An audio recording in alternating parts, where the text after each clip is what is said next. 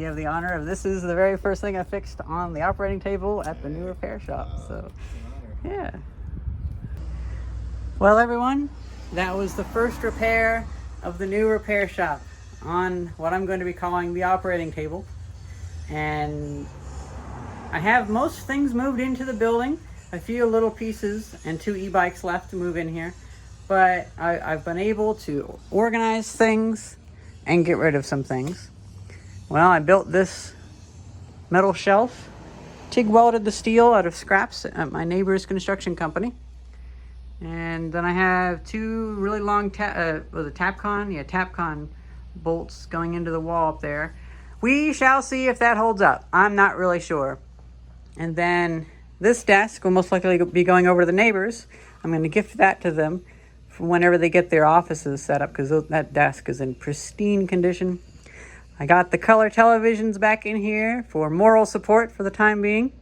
And my friend Mr. Melson brought over even more interesting little doodads.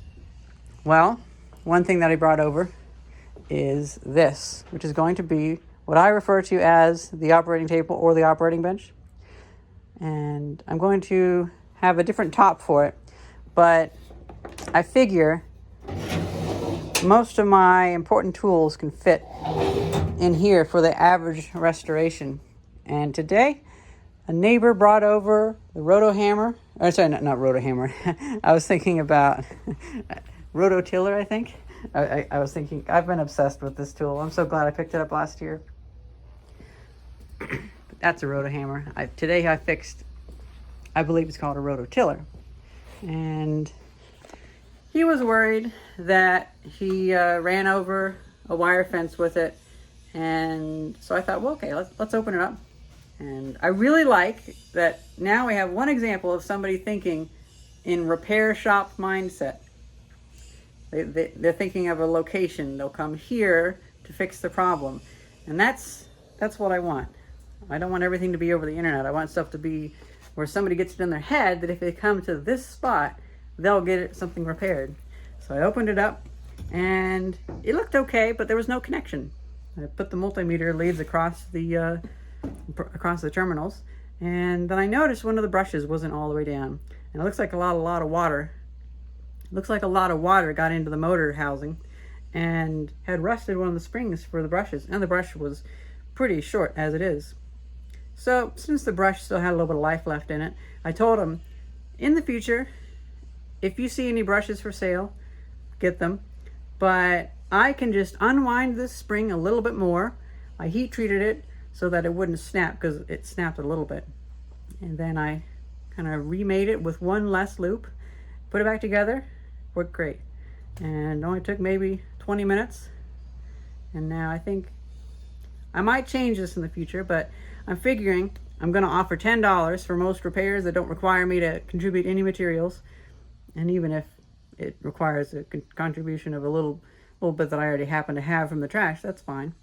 And that'll be a chance for them to, well, if they're in a bad spot, $10 is perfectly fine. But I know a lot of people will offer 20. In this case, he said he's just gonna run to the ATM and give me 20 bucks. So I'm really happy with that. But that was the first repair and proof that my first concept of proof of concept, that's the word, of the idea that I can get people to think, I have a problem, come to this spot and it can be fixed. I also had a bit of a feeling of like, well, gosh, it would have been a little bit of a shame if I couldn't fix it. And I almost came to that problem because it had that weird torque spit style that all that stuff has gone to. Because it was made in 2011. I realized in my head, I've been thinking about tools that are a little bit older, a little bit too much. So I did something that was a little bit horrible. I grabbed my bench grinder, and I just ground this down like crazy. It's a little screwdriver that I found in the trash. I feel a little bit bad about that. I think it's a Craftsman. But for some reason, they always had these flare out a whole bunch. This one flares out a little bit. This flared out a comical amount. So I figured it was necessary for the repair. But I'm going to see about finally getting myself a, well, I've been really enjoying the landlords that I help. They gifted me some PB Swiss tools, and then I learned, oh, you can actually just buy the PB Swiss screwdrivers on eBay for like $10 each. So this one was too big. This is a T25, so I think it's a T20 that I need. I might just get that one size that I use for appliance type things like that. And I'll get a really nice one, a long one, maybe by PB Swiss. And because I've seen the ones at Harbor Freight, but you know the tips are going to chowder up on them and stuff like that. So I figure there might be a case where I probably should get like a really nice one. Or maybe let me know what you think a really good Torx set for that kind of situation would be. Something that's at least like 10 centimeters long. And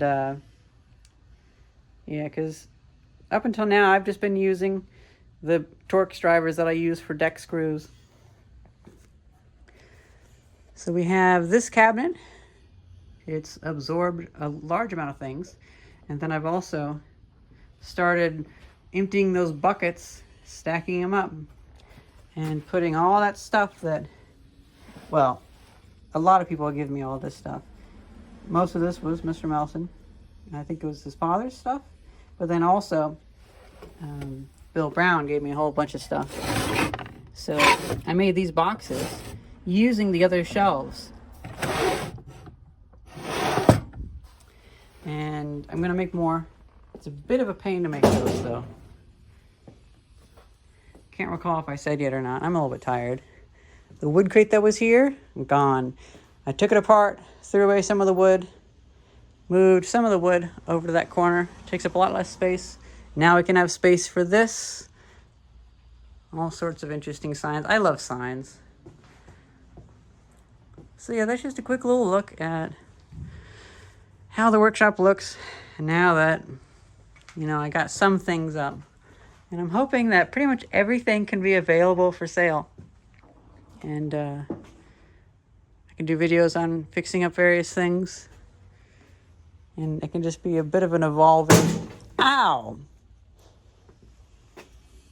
Bit of an evolving ow. Yeah, a bit of an evolving ow. And although I might keep this sewing machine table because I've kind of destroyed it.